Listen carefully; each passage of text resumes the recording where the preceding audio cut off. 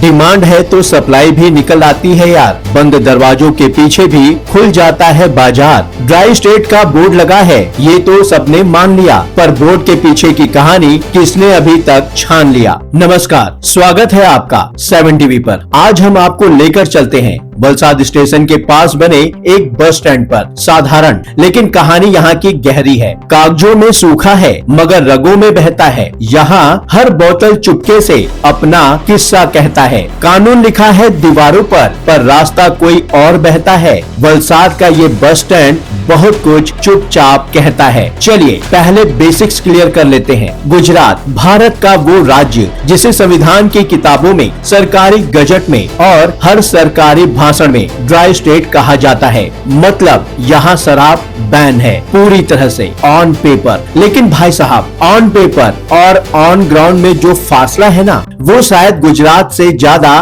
कहीं नहीं दिखेगा। जरा गुजरात के लोकल सोशल मीडिया वीडियोस को खंगाल लीजिए, भरे पड़े हैं। अहमदाबाद से लेकर उदवाड़ा तक शराब पकड़ी गई, बोतलें बरामद हुई, टैंकर भर के दारू मिलती है, एसएमसी वाले पकड़ते हैं, वीडियो जारी होता है। ये कोई एक दो वीडियो की बात नहीं है, ये एक पैटर्न है जो हर हफ्ते दोहराया जाता है। तो सवाल ये उठता है, जब कानून इतना सख्त है तो ये गीलापन कहां से आता है? चलिए आज इसी सवाल का एक छोटा सा जवाब एक बस स्टैंड के जरिए ढूंढते हैं। देखिए ये वलसाड का बस स्टैंड है। ऊपर से देखेंगे तो बिल्कुल शांत, बिल्कुल नॉर्मल, कोई शोर नहीं, कोई हलचल नहीं। बस स्टैंड जैसा बस स्टैंड, लोग बैठे हैं, बस का इंतजार कर रहे हैं। लेकिन कभी कभी जो दिखता है वो सिर्फ ऊपरी सतह होती है। असली कहानी थोड़ी और भीतर छुपी होती है और वो कहानी हमें सूत्रों के हवाले से एक खास पैटर्न के जरिए पता चली। वीडियो में आप देख सकते हैं। रिपोर्ट्स के मुताबिक यहाँ एक तरीका बार बार दोहराया जाता है। अलग अलग छोटे छोटे ग्रुप्स में लोग दमन से बस पकड़ते हैं। दमन यानी वो जगह जहाँ शराब लीगल है, गुजरात की सीमा से बस कुछ कदम दूर। और फिर शुरू होता है एक नया खेल। हर ग्रुप के पास होता है 8 से 10 बैग, साइज में छोटे, दिखने में बिल्कुल मामूली, जैसे कोई सब्जी का थैला हो या टिफिन बैग, मगर अंदर कथित तौर पर वाइन की छोटी छोटी क्वांटिटी सलीके से पैक की गई, जैसा कि आप बस स्टैंड में इस वीडियो में देख सकते हैं। जो लावारिस की तरह बैग दिख रहे हैं ये वही है। किसी यात्री का होता तो बस स्टैंड पर यूं बैग छोड़कर न जाता। इसीलिए 7 टीवी का ध्यान इन बैग्स पर गया। कौन इसे उठा रहा है, कौन इसकी निगरानी कर रहा है? मतलब समझिए, स्मगलिंग का भी अब रिटेल मॉडल आ गया है। बल्क में नहीं, छोटी छोटी SKU में, जैसे कोई डिलीवरी सर्विस हो, क्विक कॉमर्स, मिनटों में डिलीवरी। बस फर्क ये है कि ये प्रोडक्ट लिस्ट में नहीं दिखेगा। जो वीडियो हमारे सामने आया है उसमें एक व्यक्ति बस स्टैंड पर बैठा नजर आता है। ऐसे व्यक्ति या तो वहीं किसी और को बैग हैंडओवर कर देते हैं या फिर खुद दूसरी बस में बैठकर किसी और लोकेशन तक बैग पहुंचाने निकल जाते हैं। एक तरह की चैन, जैसा किसी सप्लाई चैन का छोटा लोकल वर्जन। बस अफसोस की बात यह है कि ये सप्लाई चैन कानून की नजरों से दूर चलती बताई जा रही है। अब आते हैं इस कहानी के सबसे मजेदार, माफ कीजिएगा, सबसे चिंताजनक हिस्से पर। ये बस स्टैंड किसी सुनसान दूर दराज इलाके में नहीं, इससे थोड़ी ही दूरी पर रेलवे स्टेशन है। इससे थोड़ी ही दूरी पर कलेक्ट्रेट यानी जिले का सबसे बड़ा प्रशासनिक केंद्र और पुलिस के बड़े अधिकारियों का दफ्तर भी यहीं से कुछ ही किलोमीटर के दायरे में आता है। यानी प्रशासन की छाया यहाँ तक पहुँचती है, मगर पुलिस की मौजूदगी शायद नहीं पहुँच पाती। दिलचस्प है ना? अब यहाँ एक टेक्निकल सवाल बनता है, ये बस स्टैंड किस पुलिस स्टेशन के कार्य क्षेत्र यानी जुरिस्डिक्शन में आता है? क्योंकि अगर इलाका तय है, थाना तय है, तो अफसर भी तय होगा। तो फिर रिपोर्ट्स में जिस तरह की गतिविधियों का जिक्र हो रहा है, लोकल मीडिया जिन बातों को उठा रहा है, उनकी जानकारी न होना जरा हैरान करने वाली बात लगती है। इसीलिए 7 टीवी ने इन बातों को गहराई से समझने की कोशिश की और जो समझ आया हम इस वीडियो के जरिए आपको बताने की कोशिश करेंगे। और हम चाहेंगे कि हर ऑफिशियल इस पर ध्यान दे। हम यहाँ किसी पर कोई सीधा आरोप नहीं लगा रहे, सिर्फ एक सीधा सा सवाल पूछ रहे हैं जो हर वो आम इंसान, आम नागरिक पूछ सकता है जो टैक्स देता है और कानून के राज पर भरोसा करता है।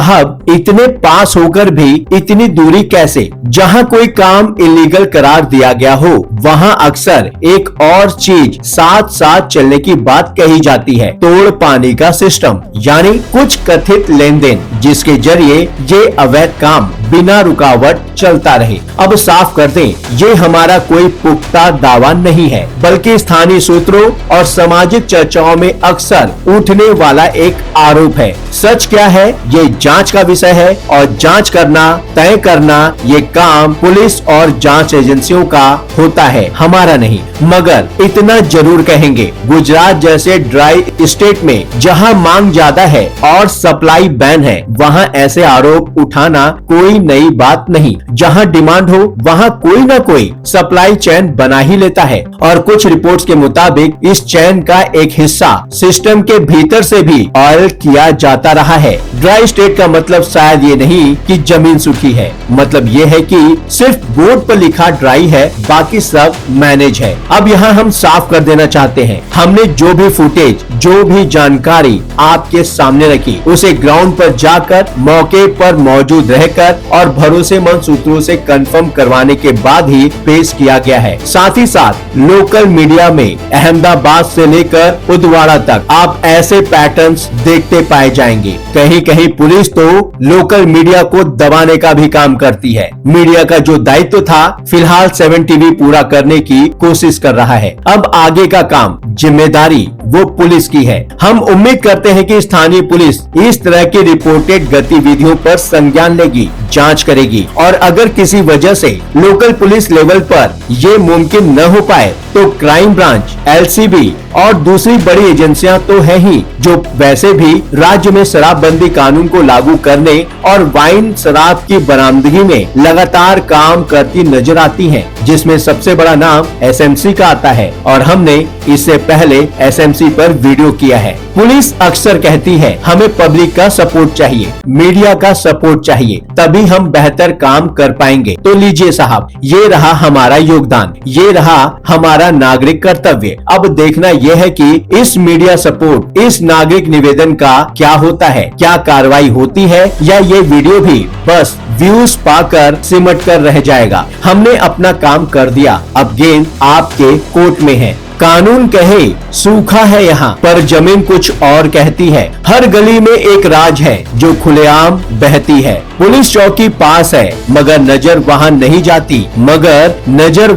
जाती, वलसाड का बस स्टैंड बड़े मजे से ये बात बताती है। हमने तो बस इतना कहा, बाकी फैसला आप करें। सोचिए जरा, एक बस स्टैंड जो कलेक्टर और पुलिस मुख्यालय के पड़ोस में है और जहां ये पैटर्न बार बार रिपीट होता बताया जाता है, फिर भी वहां कोई पुलिस पेट्रोलिंग नजर नहीं आती। क्या ये सिर्फ इत्तेफाक है या इसके पीछे कोई और वजह है जो जांच का विषय बननी चाहिए? कानून अगर जाग रहा है तो सवाल भी जिंदा रहेंगे। जहां सच की परछाइयां हो वहां जवाब भी मिलेंगे। बात सिर्फ इतनी है, अगर शिकायत है तो जांच भी होनी चाहिए। सवाल उठाना हमारा फर्ज है, जवाब देना व्यवस्था का काम है। कानून की जीत ही जनता की सबसे बड़ी खबर होती है। तो गुजरात की जनता से 7 टीवी का अपील है, अगर आपके आसपास भी ऐसा ही कुछ संदिग्ध देखने को मिलता है तो सबसे पहले आप पुलिस की मदद लीजिए और अगर पुलिस मदद न करे तो मीडिया आपके साथ खड़ा है।